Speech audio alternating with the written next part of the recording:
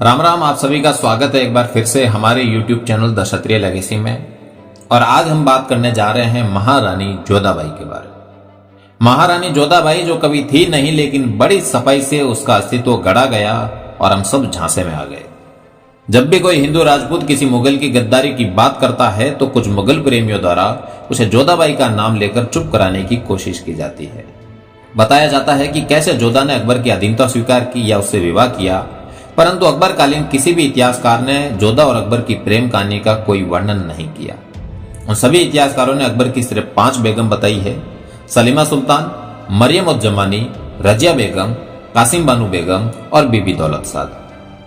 अकबर ने खुद अपनी आत्मकथा अकबरनामा में भी किसी हिंदू रानी से विवाह का कोई जिक्र नहीं किया, परंतु हिंदू राजपूतों को नीचा दिखाने के षड्यंत्र के तहत बाद में कुछ इतिहासकारों ने अकबर की मृत्यु के करीब 300 साल बाद 18वीं सदी में मरियम उज जमानी को जोधाबाई बताकर एक झूठी अफवाह फैलाई। और इसी अफवाह के आधार पर अकबर और जोधा की प्रेम कहानी के झूठे किस्से शुरू किए गए, जबकि खुद अकबरनामा और जहांगीरनामा के अनुसार ऐसा कुछ भी नहीं था। 18वीं सदी में मरियम को हरकाबाई का नाम देकर हिंदू बताकर उसके मान सिंह की बेटी होने का झूठा पहचान शुरू किया गया। फिर 18वीं सदी के अंत में एक ब्रिटिश लेखक जेम्स टॉड ने अपनी किताब analysis and antics of Rajasthan में मरियम से हरकाबाई बनी इस रानी को जोधाबाई बताना शुरू कर दिया।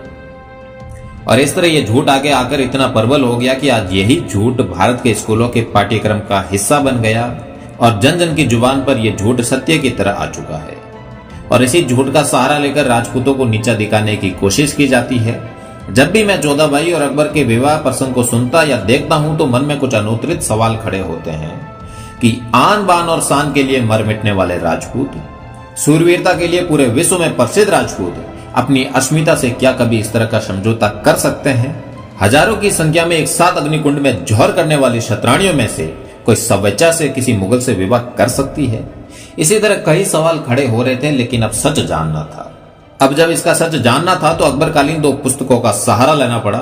पहली अबुल फजल द्वारा लिखित अकबरनामा, और इस पूरी पुस्तक में कहीं भी जोधाबाई का कोई उल्लेख नहीं मिला। दूसरी अकबर के बेटे जहांगीर की आत्मकथा तुजुक के जहांगीरी, और इसमें भी जहांगीर ने कहीं भी अपनी मां जोधाबाई का एक बार भी जिक्र नहीं किया। कुछ स्थानों पर हीर कुंवर और हरकाबाई का जिक्र था। अब जोधाबाई के बारे में सभी ऐतिहासिक दावे झूठे समझ आ रहे थे। कुछ और पुस्तकों की जानकारी के पश्चात हकीकत सामने आई कि जोधाबाई का पूरे इतिहास में कहीं कोई जिक्र या नाम नहीं है। इस खोजबीन में एक और नई बात सामने आई जो बहुत ही चौंकाने वाली है। इतिहास में दर्ज कुछ तथ्यों के आधार पर पता चला कि आमेर के राजा भारमल को दहेज में रुकमा नाम की एक पारसियन दासी भेंट की गई थी, जिसकी एक छोटी पुत्री भी थी। रुकमा की बेटी होने के कारण उस लड़की को रुकमा बिटी नाम से बुलाते थे। आमेर की महारानी ने रुकमा बिटी को हीर कुंवर नाम दिया, क्योंकि हीर कुंवर का लालन पालन राजपुताना में हुआ, इसीलिए वह राजपूतों के रीति रिवाजों से भली भांति परिचित थी। राजा भारमल उसे कभी हीर कुंवर नहीं तो कभी हरका कहकर बुलाते थे। राजा भारमल ने अकबर को बेवकूफ बनाकर अपनी पारसियन दासी रुकमा की पुत्री हीर कुंवर का विवाह अकबर से करा दिया, जिसे बाद में अकबर ने मरियम उज जमानी नाम दिया, जबकि वास्तव में वो कछवा राजकुमारी नहीं थी, बल्कि एक दासी पुत्री थी। राजा भारमल ने यह विवाह एक समझौते की तरह या रजपूती भाषा में कहे तो हल्दी चंदन किया था। इस विवाह के विषय में अरब में बहुत सी किताबों में लिखा है कि हमें इस निकाह पर संदेह है। ईरान के मल्लिक नेशनल संग्रहालय एंड लाइब्रेरी में रखी किताबों में से एक भारतीय मुगल शासक का विवाह एक पारसियन दासी की पुत्री से करवाए जाने की बात लिखी है। अकबर महुरियत में यह साफ साफ लिखा है कि हमें इस हिंदू निकाह पर संदेह है, क्योंकि निकाह के वक्त राजभवन में किसी की आंखों में आंसू नहीं थे और ना ही हिंदू गोद भराई की रस्म हुई थी। सिख धर्म गुरु अर्जुन और गुरु गोविंद सिंह ने इस विवाह के विषय में कहा था कि क्षत्रियों ने अब तलवारों और बुद्धि दोनों का इस्तेमाल करना सीख लिया है, मतलब राजपूताना अब तलवारों के साथ बुद्धि का भी काम लेने लगा है।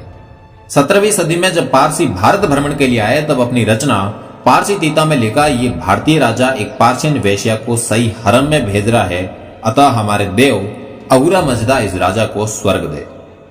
भारतीय राजाओं के दरबारों में राव और भाटों का विशेष स्थान होता था। वे राजा के इतिहास को लिखते थे और वीरादावली गाते थे। उन्होंने भी साफ साफ लिखा है कि गढ़ आमेर आई तुर्कान फौज ले गया ली पासवान कुमारी, राण राजिया रजपूता ले ली इतिहासा पहली बार ले बिन लड़िया जीत। मतलब आमेर किले में मुगल फौज आती है और एक दासी की पुत्री को बया कर ले जाती है। हे रण के लिए पैदा हुए रजपूतों, तुमने इतिहास में ले ली बिना लड़े पहली जीत। ये कुछ ऐसे तथ्य हैं जिनसे एक बात समझ में आती है कि कैसे किसी ने जानबूझकर गौरवशाली क्षत्रिय समाज को नीचा दिखाने के उद्देश्य से ऐतिहासिक तथ्यों से छेड़छाड़ की और अभी भी ये कुप्रयास जारी है। लेकिन अब यह षड्यंत्र अधिक दिन तक नहीं चलेगा।